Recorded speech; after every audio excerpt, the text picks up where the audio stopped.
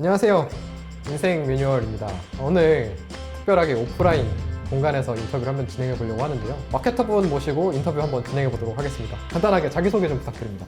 네, 온라인 마케팅을 지금 8년 넘게 하고 있는 마케터라고 보시면 될 것 같습니다. 그 마케팅 직무에 대해서 좀 간략하게 설명을 좀 부탁드릴 수 있을까요? 저는 온라인 마케터이기 때문에 온라인 쪽으로 이제 설명을 드리자면 광고를 맡기고 싶은 분들이 마케터들을 찾는 거고 이제 광고주분이랑 이제 미팅을 갖고 이제 뭐 계약서를 쓴다든지 이제 우리가 너를 이렇게 광고를 해드릴 테니 우리랑 계약합시다 이런 식으로 하면은 이제 광고주분들이 저희가 마음에 들면 저희랑 계약을 해서 진행을 하는 거고 만약에 저희가 아닌 다른 대행사 다른 마케터가 마음에 들면 그쪽 대행사랑 이제 계약을 하게 되는 거죠. 그 광고주의 업종 특성에 맞는 광고를 찾아내는 게 이제 첫 번째 저희 업무입니다. 그래서 예를 들면 뭐 예산이 월에 1,000만 원 있다 그러면 1,000만 원을 어떤 매체, 그러니까 뭐 네이버든 카카오든 이런 어떤 매체에 얼마를 태워야 되는지, 얼마를 소비해야 되는지를 견적서를 짧게 이제 미디어 믹스라고 하거든요.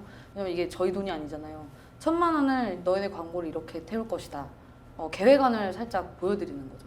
큰 틀은 그런 식으로 사이클이 돌아가고 만약에 광고주가 저희한테 맡겼다가 마음에 안 든다. 효율이 너무 떨어져요. 매출이 원래 100만 원이었는데 이번 달은 50만 원으로 떨어졌어요. 그러니까 너무 안 좋아요. 다른 데로 옮길래요. 이렇게 하면 이제 떠나게 되시는 겁니다. 그러면 지금 일을 하시면서 본인이 이루었던 뭐 가장 성공적인 경험 같은 거 좀 간략하게 얘기해 줄 수 있어요? 뭐 마케터라고 하면은 광고주 취급고가 얼마였는지 이거를 성공의 척도로 삼습니다. 그러니까 쉽게 말해 광고주가 한 달에 얼마 쓰냐 이거예요. 뭐 광고주 명을 제가 밝힐 수는 없지만 지금 보시고 있으면 아시겠지만 200만 원 쓰던 광고주를 2억을 쓰게 하는 거는 어렵죠. 그래서 그런 광고주도 있습니다. 그래서 처음에 문의가 먼저 들어왔어요. 저희 회사로. 광고를 맡기고 싶다. 취급고 200이다. 최대. 그러면 나는 월 200을 쓰겠다는 건데 누가 맡을까요? 안 맡아요. 왜냐면 저한테 떨어지는 돈이 너무 작기 때문에 마케팅 회사는 피라미드 구조가 아닙니다. 일자로 내려오다가 그 다음에 일자로 퍼집니다. 연봉 체계가. 상위권에 5명 정도만 이제 높은 연봉을 받고 나머지는 기본급이라고 보시면 됩니다.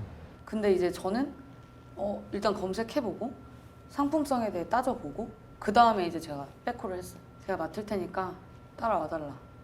그리고 딱 4개월 후에 200 쓰던 분이 2,000을 쓰셨어요. 일단은 2,000까지 이제 10배를 올려서 4개월 만에. 그리고 6개월 후에 이제 2억이 된 거예요.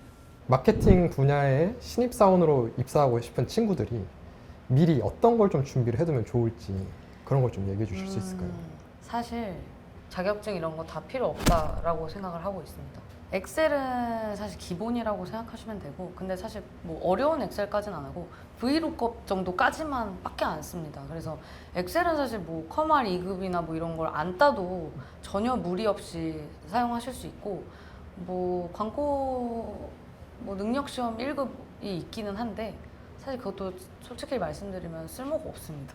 이게 뭐 광고 회사들에서 이제 그런 것들을 많이 보기는 합니다. 뭐 이력서에서 뭐 보유하고 있는 자격증에 그런 것들이 있으면 얘 광고 좀 공부했네 라고는 하는데 사실상 그런 친구들을 뽑아서 현장에 투입을 해보면 정말 맞지가 않기 때문에 더 냉정하게 말하자면 한 달이면은 보이는데 본인은 인정 안 할 수 있어요. 본인이 느끼기까지는 3달은 걸리는 것 같더라고요. 제가 다니던 회사도 이제 신입들을 뭐 몇십 명씩 들어오면 뭐 30명이 들어왔다. 그럼 3명도 안 남아요. 다 3달을 못 버티고 나갑니다. 업무 강도가 높기 때문에. 예, 업무 강도가 매우 높아요. 왜냐하면 신입들이 와서 광고주를 어떻게 가져올 거예요? 전화하고 메일하고 뭐 그분들은 근데 이미 광고를 하고 있죠. 다른 마케터한테 하고 있는데 그걸 뺏어와야 되는 거예요. 근데 1개월 차 신입이 아는 것도 없는데 어떻게 뺏어오겠어요? 근데 뺏어오는 걸 해야만 해요. 그래야 올라가요. 마케팅 업무 쪽에 이제 원하시는 분들은 마케팅 쪽에 공부를 막 열심히 한다기보다는 그냥 세상을 보는 눈을 좀 다각도로 좀 보는 게 낫지 않나. 예를 들면 미디어에 예민한 사람이 되는 거죠. 지나가다가도 전광판이 한두 개가 아니잖아요. 그 전광판 중에도 내 눈을 이끈 건 모두 이끄는 건 아닐 거예요. 그런 것들을 기억해 놓는 거예요.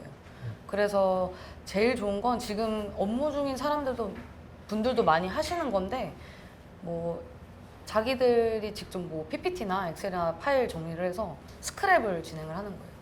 뭐 우리는 광고의 시대에 살고 있잖아요. 광고가 아닌 것이 하나도 없어요. 그래서 이제 뭐 TV를 보거나 뭐 그때도 뭐 그거를 메모해서 적어 놓는다든지, 그러니까 이거 괜찮다 하는 그런 컨텐츠들을 내 머릿속이 아니라 직접 다 스크랩을 해놓는 거죠. 그게 입사하기 전에 엄청난 메리트가 되지 않을까. 요새 정말 광고가 많잖아요. 뭐 블로그도 그렇고 유튜브도 그렇고 뭐 인스타도 그렇고. 그런데 그런 광고들 중에서 진짜로 이거는 광고지만 진심이다, 여긴 진짜다, 뭐 이런 걸 좀 구별할 수 있는 방법이 있을까요? 뭐 그냥 예를 들어볼게요. 뭐 맛집을 찾는다. 그러면은 어떤 정보를 좀 신뢰를 하는 게 좋을지. 저 같은 경우에는 객관적으로 보려고 정말 많이 노력을 합니다. 음식 사진을 보고 이제 판단을 하고, 내부, 그 가게 내부를 많이 보고, 아 깔끔하네. 그것도 사실 쉽지 않은 게 뭐 맛있어 보이긴 하는데 먹었더니 맛이 없을 수도 있잖아요. 근데 그런 리뷰는 이제 별점이 낮은 리뷰를 좀 보시는 게 좋은 것 같습니다. 높은 리뷰는 광고성이 다 섞여 있기 때문에 믿을 수가 없어서, 그러면은 이 가게의 단점은 뭘까? 그거를 이제 보시면 좋을 것 같습니다. 마지막으로 후배들을 위한 한마디 부탁드립니다. 제 후배들, 마케팅 후배들이 아니라 모든 이제 사회를 처음 접하는 친구분들에게 말씀드리고 싶어요. 일단 부딪혀보는 게 가장 좋은 것 같아요. 겁먹지 말고 내가 못할 것 같다, 아니면 난 아직 준비되지 않았는데, 이런 생각 말고 그냥 난 할 수 있어, 내가 왜 못해, 이런 마인드로 좀 부딪혀줬으면 좋겠어요. 후배님들 일단 부딪혀보고 3개월만 해보고 아니다 싶으면 오케이?